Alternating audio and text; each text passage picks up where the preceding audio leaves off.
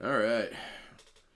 Chapter 1, Section 3. We are taking a trip to Asia, and if I sound completely different at any point of the video than I do now, I feel like garbage, but it's okay because I can still yap. So, we finished off 1.2 with mention of the Sino-Japanese War. That's kind of where we're gonna start and taking a look at Japan.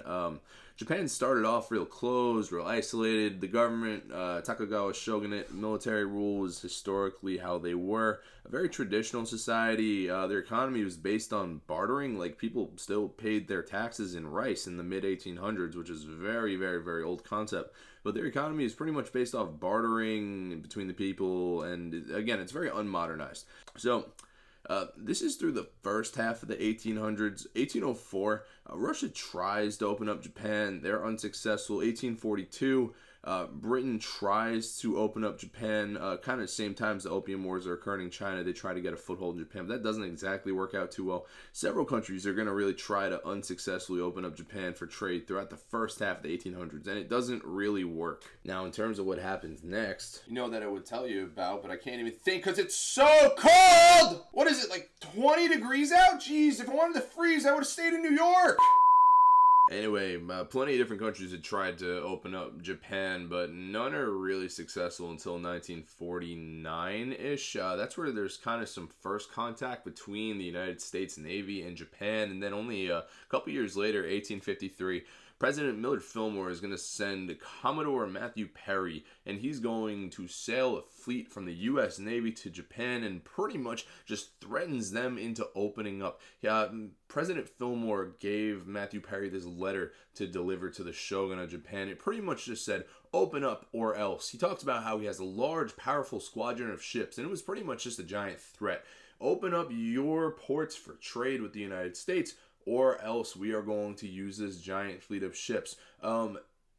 Japan has no way to fight back. They are incredibly unmodernized. So 1854, there is a formal agreement in the Kanagawa Convention, and this is going to effectively open up Japan for trade, starting with the U.S., and then only a couple years later, Japan is going to open up to other countries as well. So again, Japan starts off very isolated, very unmodernized, and most of the first half of the 1800s, they are going to stay that way, right up until pretty much the middle where U.S. intervenes and forces them to open up. Again, President Fillmore sends Commodore Perry to open up Japan, pretty much threatens them with their big giant warships, and Japan being so unmodernized, they are not able to resist. So Fillmore, again, had Perry bring this letter. It's kind of funny. It starts off by saying something like, Japan and the U.S. should live in friendship and have commercial intercourse. This just means trade relations, and at the end, Fillmore said that these are the reasons that he sends Perry and a powerful squadron of ships. So remember, Commodore Matthew Perry, not Perry the Platypus. Anyway, pretty much goes from, oh yeah, let's be friends and trade, to open up or else this powerful squadron of ships are going to destroy you. And you don't really have an option, because Japan, at the time, they're kind of similar to China. China was very closed off, very unmodernized, but intervention is going to force both of them to open. Now, what they do when they're forced to open up with this intervention is going to be really, really different. So Japan opens up, right? And they begin kind of taking in a lot of this foreign influence. At first, it's just the U.S., but a few years later, they open up to other countries, and they take this foreign influence and they kind of use it to rapidly modernize. They're going to industrialize, they're going to adopt technology, and they're going to grab advancements from the West that these other Western nations had. Japan is going to modernize really, really, really, really, really, really quickly, and they do this for a couple reasons. First one, main point, it's either modernize and step into the world stage, or get imperialized. This could really be a point in time where most nations are looking to take overseas possessions, and Japan could be a very easy prime target if they continue to stay unmodernized and undeveloped. Japan could also easily have been one of these nations that are taken over, but instead of getting imperialized, they modernize and begin to compete with other imperial nations in this imperial conquest. So, also, take a look at what happened in China. Huge difference between when they were opened up and how they wound up. Japan opened up and they took this foreign influence, they industrialized, rapidly modernized quickly enough to keep up with the rest of the pack, that's the rest of the West. China, on the other hand, they're forced to open up and wound up getting imperialized anyway. From the Opium Wars all the way back to the Boxer Rebellion, the Open Door Policy, again, all this foreign influence had taken over China to the point where the Chinese people, they rebelled against it. Again, Boxer Rebellion, rebelling against all this foreign influence. Opium Wars, going back before that, again, an attempt to rid foreign influence, but also, drugs, because Britain's on the side of drugs here in order to imperialize China. Anyway, China is going to lose miserably in both opium wars, and with each loss, they had to give more and more and more over to the victors. More and more foreign influence is going to take over. So Japan, they fare a lot better than China did, meaning that they don't get ran over, and they're going to actually emerge as a modern nation that is an imperial power. Now, unfortunately, this modern nation is a small, isolated island nation. They lack most basic resources. Industrialization, well, they need resources. So Japan doesn't really have much of that. So Japan is going to start looking elsewhere. And by elsewhere, I mean Japan is going to start imperializing, obviously. So where do they look? Well, there's a really large and weak nation, like barely a throwaway. That would be China. Japan is going to attempt to imperialize China and start the first Sino-Japanese War right in the middle of the 1890s. Sino-Japanese War is between Japan and China in an attempt to imperialize. This is going to be kind of where Japan officially emerges as an imperial power. Japan wins easily, and they do gain a good amount of imperial influence over China. Now, also around Asia as well, they're going to take Taiwan and also a bit of Korea. And this is going to be formalized with the Treaty of Shimonoseki. And this is going to start to cause alarm bells to go off in the minds of Europeans, because now this new country emerges that is rapidly modernized and is very obviously bent on imperialism. Again, they are now going to officially be seen as a threat. So Japan is going to be this newly recognized force, and it's going to lead Japan to rallying themselves with Britain in the Anglo-Japanese alliance. This is in 1902. Anglo is Britain. Japanese is obviously Japan. Britain agrees to recognize Japan's imperial gains. Japan uses the Navy to protect British trade influence in Asia. At the same time all of this is going on, though, Russia has been attempting to imperialize Eastern Asia, potentially encroaching on other nations' imperial claims. Japan, namely because Russia is going to start to head towards Japan's Korea. Now, Japan, they attempt to reach a compromise with Russia. Russia kind of blows off Japan, thinking that they'll just win. And this is where the Russo-Japanese War breaks out in 1904.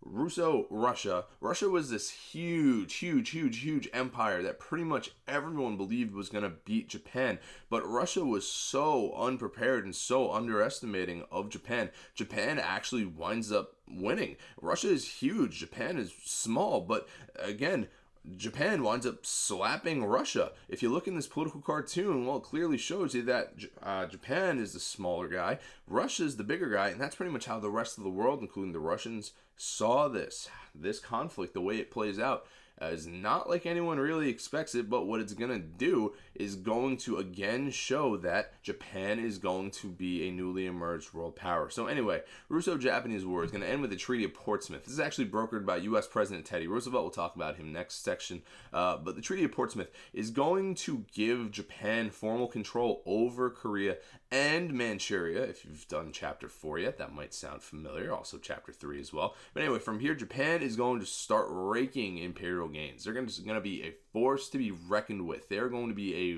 big recognized imperial power and a big threat. They rapidly modernized, they industrialized, they very much prepared themselves. This is all due to the Meiji Restoration. The Meiji Restoration occurs when Japan realizes that they need to act quick to either become an imperial power or get imperialized. So what they do is they replace the old style of government with a more reformist type government. They do not become this great, amazing democracy, but they are going to change up their government under this Meiji Restoration that is going to institute a good amount of reforms that is going to allow Japan to become this modern imperial power.